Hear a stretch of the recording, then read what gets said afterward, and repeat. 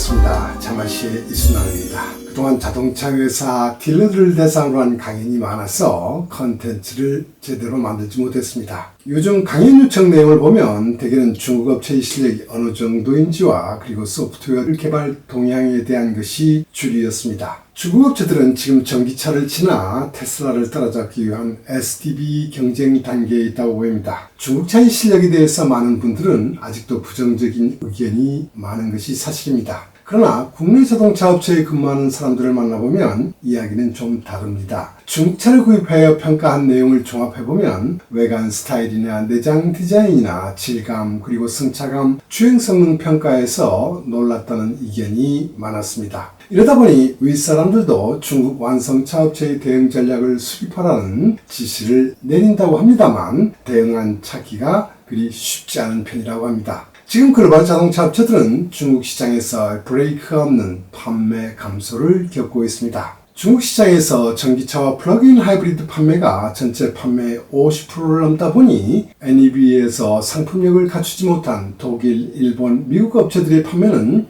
계속해서 감소하고 있습니다. 기아의 한 중역이 북경 모터쇼를 방문해서 기아의 최신 기술이 적용된 EV5를 둘러보고 가격은 어떻게 결정했냐고 현지 주재원에게 질문했다고 합니다. 주재원은 매우 경쟁력 있는 가격으로 결정되어서 기대와 자신감을 보였다고 합니다. 그 후 그는 BYD 부스에 가서 C이라는 차를 보았다고 합니다. 그리고 운전석에 앉았더니 좀 겁이 났다고 합니다. 내장 질감이나 로테이션 되는 디스플레이 그리고 가격에 압도되면서 EV5가 잘 안 될 수도 있다는 걱정을 했다고 합니다. 그의 우려처럼 기아 EV 판매는 미미한 편입니다. 일본 업체의 전기차 판매보다는 많이 팔고 있다는 점에서 위안을 받아야 할 것 같습니다. 1월부터 8월까지 NEV 판매 탑 10에 들어있는 차종을 보면 BYD가 압도적으로 많습니다. 글로벌 OEM 가운데는 테슬라의 모델 Y가 유일하게 랭크되어 있을 정도입니다. 모델 3는 탑 10에 들지도 못하고 있습니다.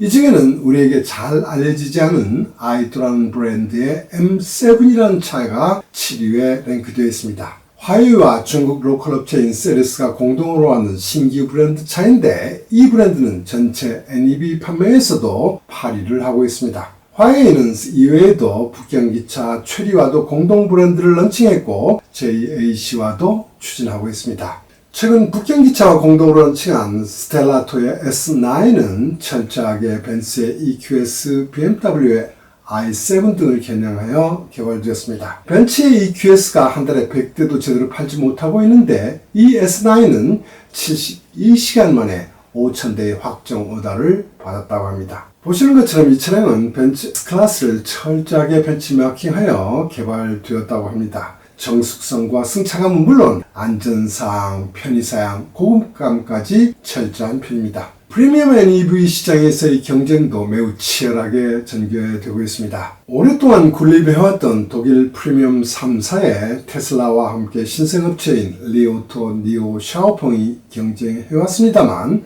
올해 샤오미도 가세했습니다. 또한 기존 업체들이 프리미엄 브랜드로 런칭한 지커, 탱크, 덴자 등도 있습니다. 알리바바, 바이두, 화웨이와 공동으로 개발한 브랜드도 추가되었습니다.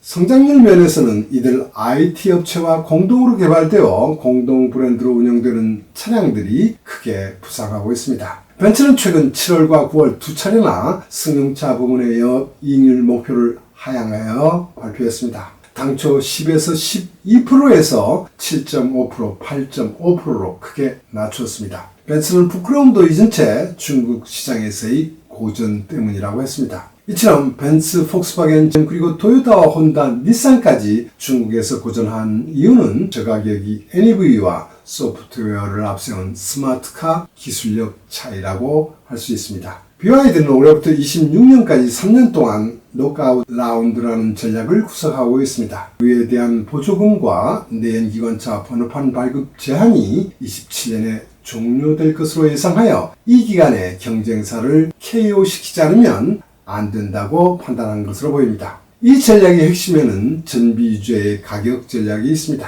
전비 유저는 플러그인 하이브리드 가격이 토요타나 폭스바겐의 동급 내연기관차 가격보다 싸게 한다는 전략입니다. 예를 들어 BYD의 플러그인 하이브리드를 탑재한 친 플러스와 토요타의 경쟁차인 코롤라의 연비를 보면 친 플러스가 거의 2배가 좋습니다. 가격은 46%나 쌉니다. 차량 구입 시 플러그인 하이브리드 차는 10%의 구입세도 면제됩니다. 품질이 정말로 개판이 아니라면 BYD를 사지 않을 이유가 없어 보입니다. 중국 고객들의 구입하는 가격대를 보면 10만 위안대의 가격대가 27%, 10만에서 20만 위안의 가격대가 39%가 되고 있습니다. BYD는 이 가격대에서 절대적인 지위를 구축하고 있습니다. 이러한 가격 할인 경쟁을 대응하지 못하고 있는 글로벌 OEM들은 이제 하나둘 비틀거리고 있습니다. GM은 연속하여 분기별로 적자를 내고 있고 혼다는 이익 폭이 대폭적으로 줄어들고 있습니다. 여기에 더하여 SD 분야에서는 더 격차가 벌어지는 상황으로 보입니다. 앞에서도 말씀드렸습니다만 강연 요청에서 SDV 개발 관련 질문이 많은 편입니다.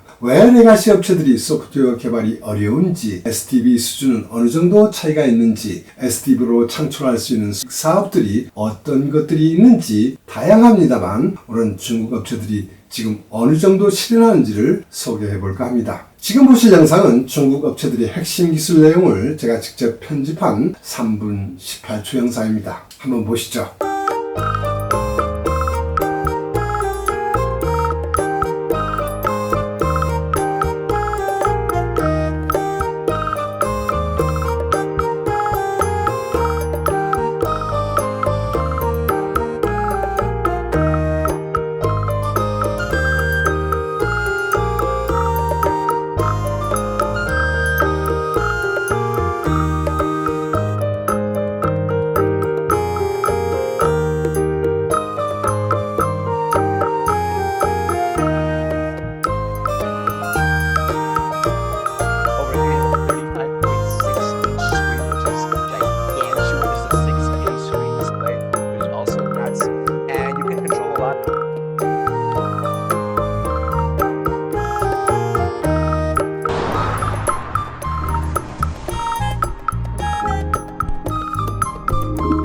呢，我们先走。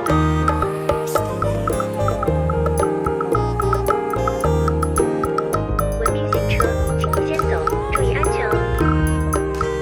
文明行车，请先走，注意安全哦。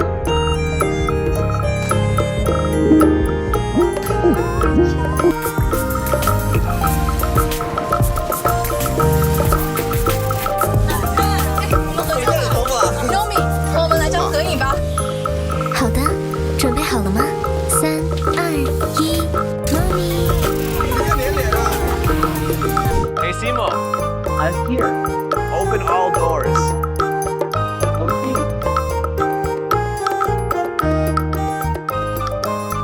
Open the charging door. That. What was that?